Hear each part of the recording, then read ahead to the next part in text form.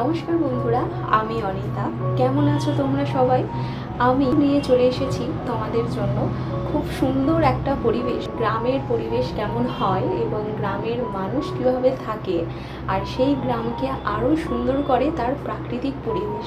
তো আমি আজকে এরকমই একটা ভিডিও দেখাবো, যেটা আমাদের গ্রামে মানুষ ফুল চাষ করে এবং তাদের জীবিকা নির্বাহ করে। তো আমাদের মাঠের এই ফুলগুলো দেখো কত সুন্দর ফুল হয়েছে, এবং এটা বিভিন্ন সিজনে চাষ করা হয়।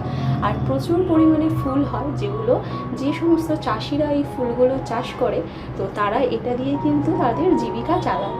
তো দেখো এই যে সাদা সাদা ফুলগুলো দেখছো, এগুলোর নাম আমি ঠিক জানি না, যদি কেউ জেনে থাকো এটা কমেন্টে জানাতে পারো। এই চন্দ্রমল্লিকার মতোই দেখতে। আর এখানে দেখতে পাবে বিভিন্ন রকমের গাঁদা ফুল, এই যে লাল, মেরুন, এই সমস্ত ধরনের এবং আরও অন্যান্য ফুলও এখানে হয়। কমেন্টে জানিও যে এই ফুলটার কী নাম আছে।